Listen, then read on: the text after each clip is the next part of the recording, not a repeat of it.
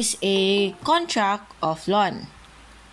A contract of loan under Article 1933 is by the contract of loan, one of the parties delivers to another either something not consumable so that the latter may use the same for a certain time and return it. Okay? So, use and return it. Okay? In which case, the contract is called comodatum. Or, isa pa, if it's money or consumable thing, and there's the condition to return the same amount of same kind and quality, okay, that is called as loan or mutuum. Okay, mutuum. Sobrang simple lang ito, sobrang simple lang. Okay, comodatum or mutuum. Okay, you open your notes kasi para naiintindihan ninyo. When it is something na consumable, na uubos, okay, that is what? That is consumable. Okay, that is mutuum. Okay, if it is about money, okay, money, pera, that is still mutuum.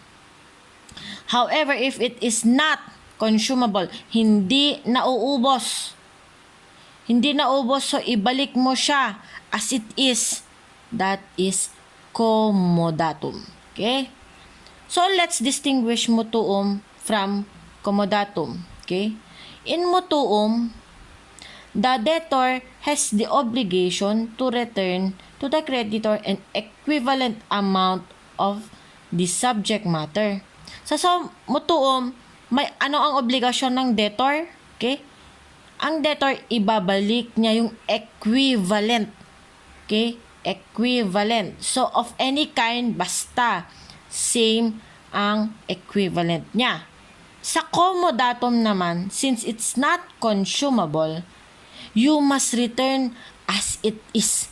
Same thing. Kung anong hiniram mo, yun din ang ibabalik mo. Sa mutuum example, 10,000 ang 10,000 pesos, 1,000 pesos ang binalik mo, ang hiniram mo, pwede mo siyang ibalik as long as ang value niya is still 10,000 pesos. Pwede bang cavans of rice? Pwede. Okay? As long as the equivalent is 10,000 pesos. Ano yan? Later on, you will know kung paano. Paano yan, ha? The obligation naman sa comodatum, di ba? Ang comodatum is not consumable. Always remember the same thing. In mutuum, it's equivalent. Okay. In a mutuum, it can be gratuitous or free or onerous or something that is burdensome. While in a comodatum, it's always gratuitous. Bakit po? Kasi nga po, sa comodatum, ibabalik mo naman yung as it is. So, it's still the same. Okay? So, kaya since the same naman yan, edi, libre yan. Okay? In mutuum, okay, the borrower in mutuum, borrower acquires ownership. Okay? So, sa mutuum daw, again, ang mutuum is, the other term for mutuum is loan, okay? So, in ang mutuum, the borrower acquires ownership. So, if I borrow, humiram ako ng pera kay Precious ng 10,000 pesos, I acquire ownership over the 10,000 pesos. Pero sa comodatum, pag ang hiniram ko kay Precious ay sasakyan, ang sasakyan consumable ba yan? Hindi po yan consumable. So it is a comodatum.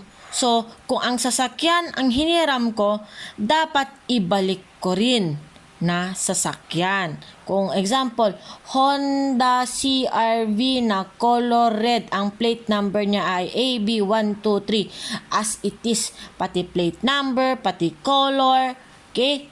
Yun dapat ang ibalik ko. Okay? And do I acquire ownership over the car? Hindi po. Bakit, ma'am? Bakit? Kasi sa comodatum, hihiramin ko lang yan. Okay? I will just use it. I will just enjoy it. Plus, I have the obligation to return it in comodatum. In mutuum, pag umutang ka ba di ba pag pera di ba mutuum isipin nyo na lang, humiram ako ng pera. Okay? Syempre ang pera yan, pag pinambili ko yan, may mga serial number yan, di ba? So, hindi naman pwedeng babalik. Sir, sasabihin mo ba sa pinagbilan mo, sir, wag niyong gastusin yung pinambili ko kasi kailangan kong ibalik yan? Hindi. Okay? It can be different na yung serial number as long as the value is still the same. Okay? Lastly, okay, so ang first distinction is this object. Okay? Number 2 is to the nature. Okay? Ang mutuum, ang nature ng mutuum is gratuitous or onerous. Ang comodatum naman is always gratuitous. Nasa notes nyo to, okay? Binigay ko ring discussion to if in case you try to listen to it. And next one is the ownership. Again, in mutuum, there is always an acquisition of ownership to the barber. Okay, in a comodatum, it's not because it's only mere enjoyment of the thing. And lastly, ano ang involved sa mutuum? It's always a personal property. Na-discuss ko na sa inyo before kung ano ang personal property. While in a comodatum, it may refer to real or personal property. Okay. Always remember that the nature of the liability of two or more bailies is always solidary. Okay, under the law, if the case is silent, if the contract is silent, if there is no stipulation as to the nature of liability, it is always joint. Okay? However, in case of loan, okay, in case of two or more bailies, the law expressly provides that the liability is solidary. Ano ba ang solidary? Example, ganito kasi yan. I-explain ko muna ang joint para maintindihan nyo, tapos saka ako pumunta sa solidary. Ang joint, ganito. Pag umutang si Ana at si Ben sa akin ng 10,000 pesos, okay? Si Ana, at wala kaming usapan, okay? At walang usapan kung paano nila babayaran. The contract is silent, okay? There is no stipulation at all. The law provides that the liability is joint, okay? So Ana has an obligation to pay 5,000 and Ben for 5,000, a total of 10,000 pesos. Gawin nating solidary yung obligation. Okay? Always remember that if you want the liability to be solidary, you must put it in writing all the time. Okay? So, paano natin gagawing solidary, ma'am? Sa solidary, ganito.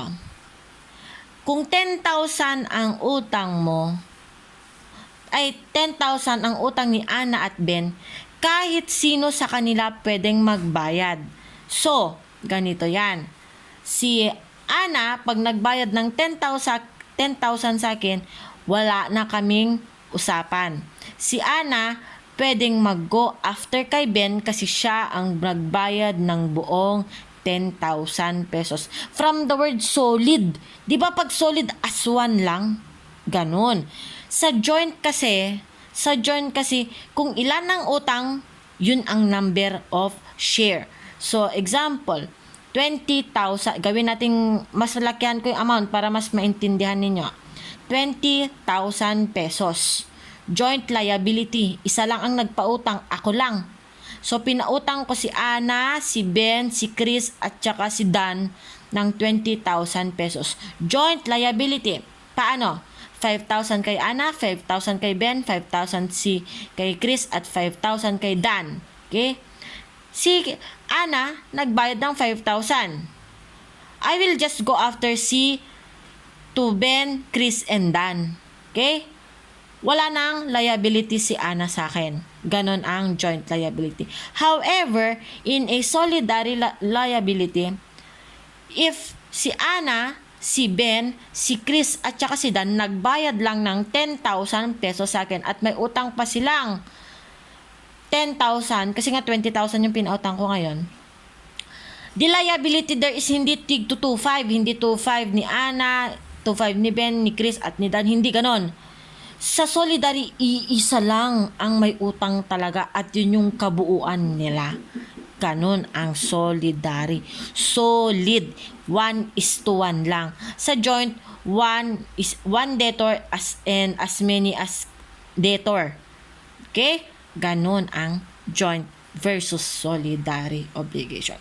So always remember that in the nature of liability in two or more bailies as provided under Article 1945 is that it is solidary. And under the law, when two or more bailies to whom a thing is loaned in the same contract, they are liable solidarily. Okay, question. When can the bailor demand the return of the thing? Kailan daw i-demand ni bailor yung nagpahiram? Yung nagpahiram ng sasakyan, yung nagpahiram ng pera, kailan niya i-demand na ibalik na yung thing? Okay, under the law, there are 3 instances. You memorize this, Article 1946. Okay? The bailor can demand the return of the thing loaned 1. Okay? After the expiration of the period stipulated. Yung binigay ko kanina, okay? The period was given but hindi ko sinabi kung nag-expired or hindi. So, hindi yan yung situation that I am asking. Okay? Number 2, after the accomplishment of the use for which the comodatum has been constituted. Doon ba sa binigay kong situation yung kay Sire at yung meron bang goal? May objective ba? Wala. Diba? Wala. Okay? And always remember that in a comodatum, there are 3 things that the bailee will be benefited. And the use, the enjoyment, and plus the obligation to return. Okay? And lastly, number 3, if the members of his household have urgent need of the thing. So, if one of the members of the household of the bailor is in need of that thing, he can just demand it even if there is a period stipulated. Okay? Magpa-recite na tayo.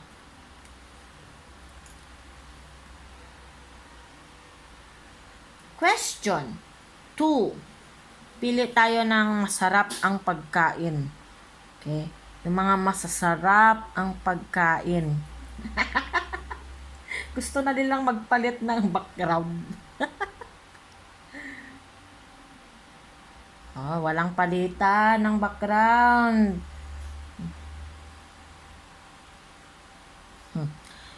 Those who are naka-off cam,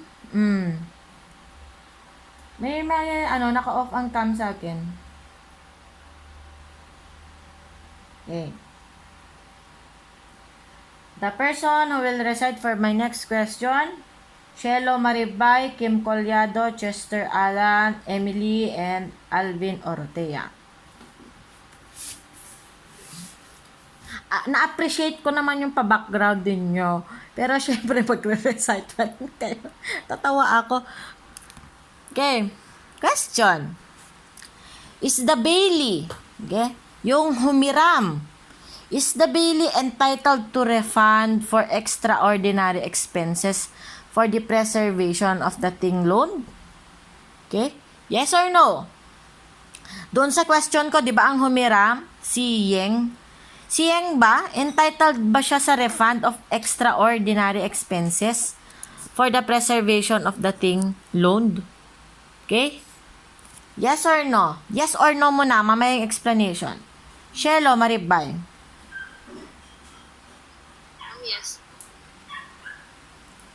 Kim Collado.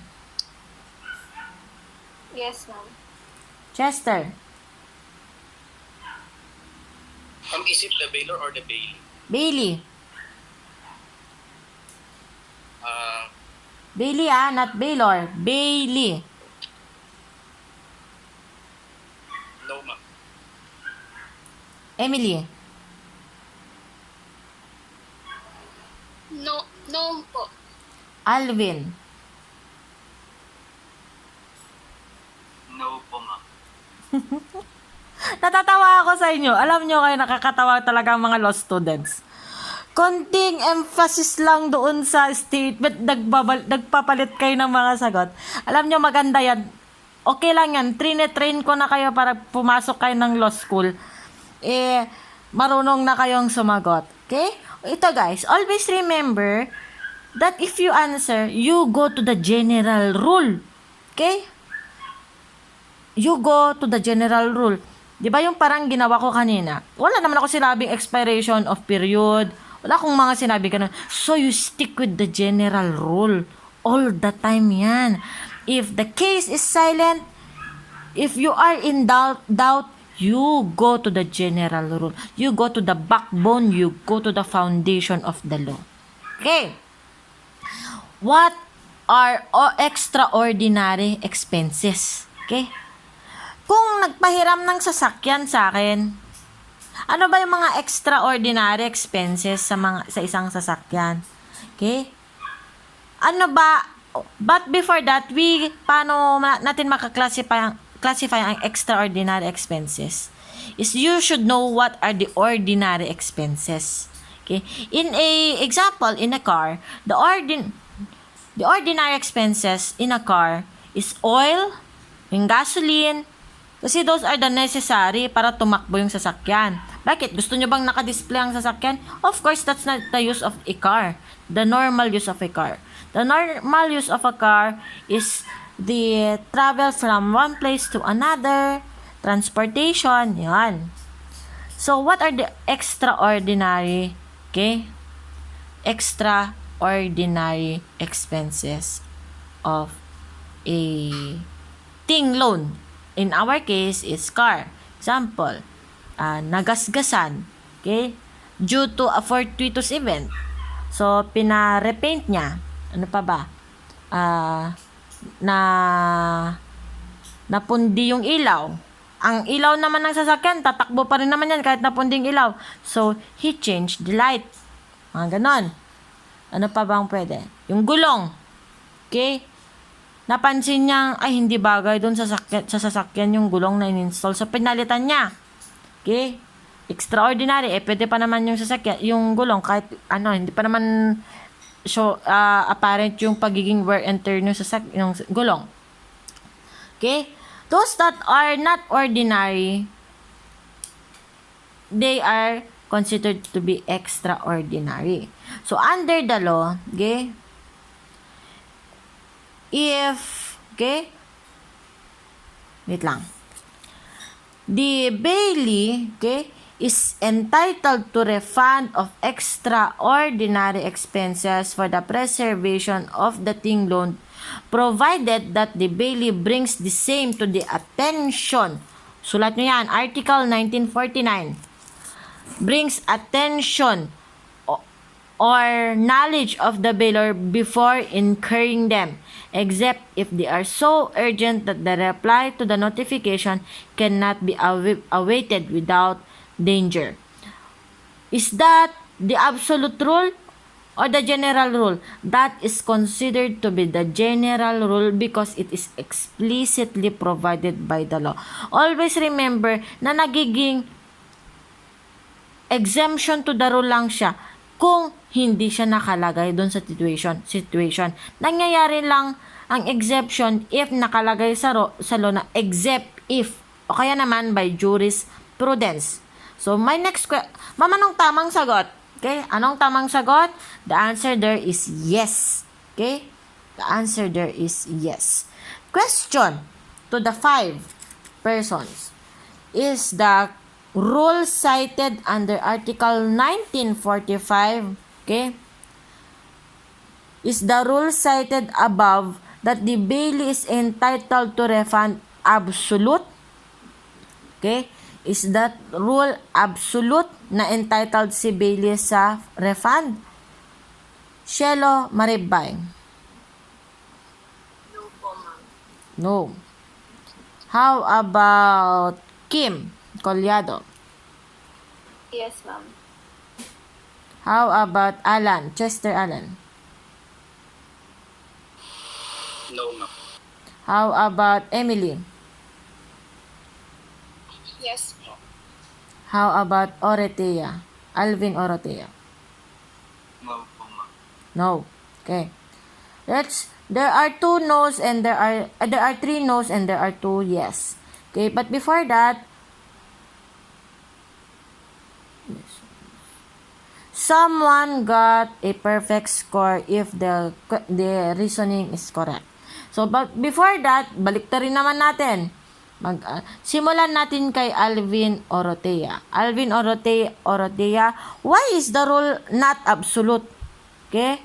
There are instances when the bailee is not entitled to refund. Why is that not absolute? Because what? Because if there are other expenses that are incurred by the bailee, or the bailee is not entitled to reimburse it. Okay. Sige. Next. Emily. Ma'am, they are not entitled to, the bailee is not entitled to the refund as long as they let the bailor of the knowledge of what happened to the property. So, your answer is, it is not. No. No. Ba't No. nag-yes ka? Sorry, ma'am. Okay, sige. Palitan mo yung sagot mo. Sure ka, ah. Sige, no, because, sige, tuloy ma. No, because as long as he or she let the bailor know what happened, as long as there's no parang she can choose not to refund. Just lang parang ipaalam lang ganun. Okay. No ka, bahala ka. Nagpalit ka ng sagot mo, ha. Chester Alan. Ma'am, if the extraordinary expenses happen on the actual use of the bailee, but without his fault, so both the bailor and the bailee will borne the expenses. Okay. How about Kim Collado? No, it is absolute because it is a general rule that a bailee should return or get a refund for the extraordinary expenses. Okay. How about Shelo Maribay? Ma'am, it is not absolute if the bailee incurs expenses other than those extraordinary expenses, ma'am. He is not entitled to refund if that is the case. Oo nga. What is your reasoning? You just repeated the question. Pero what is your reason? Ma'am, if the actual use of the thing, if the extraordinary expenses is made by the bailee, ma'am, even though hindi niya sinasadya yung extraordinary expenses, it will be borne not fully by him but both by the bailee and the bailor. Exactly the correct answer. Yan, maganda. Every recitation may nakakakuha ng correct na sagot. Shelo Maribay got the correct answers. Okay? For the first and the second questions. I'm very glad na kahit papano may nakakakuha ng sagot. Okay? So, that is exactly the correct answer. You read your Article 1949, andun lahat yung sagot. Ano ba kayo? Attorney, sinabi ko rin po na both the bailor and the bailee will borne the expenses. Oo, nakuha mo pero wrong ka sa una. Nag-no ka sa una. Kasi first runner-up ka. Ang champion ay si Shelo, second runner-up ka lang. Okay lang yan, bawi ka sa susunod. Okay? Huwag kayong mag-alala, ang scoring ko is 5, 4, 3, 2, 1. Okay? Merong may score. Maniwala man kayo hindi, may score sheet ako, pakita ko sa inyo mamaya. Kaya huwag ko na palang pakita, para hindi nyo makita ko sino yung lowest. Okay? Wait lang.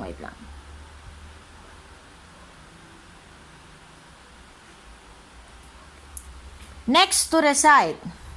Sige ba? Pero before that, I will just continue to discuss. Okay. Always remember also that in case, this is the question. In case the bailor, is the bailor liable also for extraordinary expenses if the bailee incurred it in order for the preservation of the ting loan? Liable din ba si bailor pag kahit na extraordinary expenses? Under the law 1949, sabi ng batas, yes, provided again. Okay, lagi niyong tandaan yun pag extraordinary expenses. The bailee brings the same to the attention or knowledge. Dapat sabihan niya yung bailor before incurring such expenses. So, you notify first the person before you spend something. Okay. Paano naman yung mga urgent? Ma'am, paano kung urgent? What is the rule? Okay, under Article 1949 again, the expenses can be incurred when the same are urgent, in that the reply to the notification cannot be awaited without the danger to the thing. In such case, the bailee can spend it in order to preserve the thing, especially when it causes danger to the thing. Okay? Gawa tayo ng situation. Gawa ko ng situation. Kaya punta tayo sa medium. Kawawa yung mga magre-recite ngayon. Okay?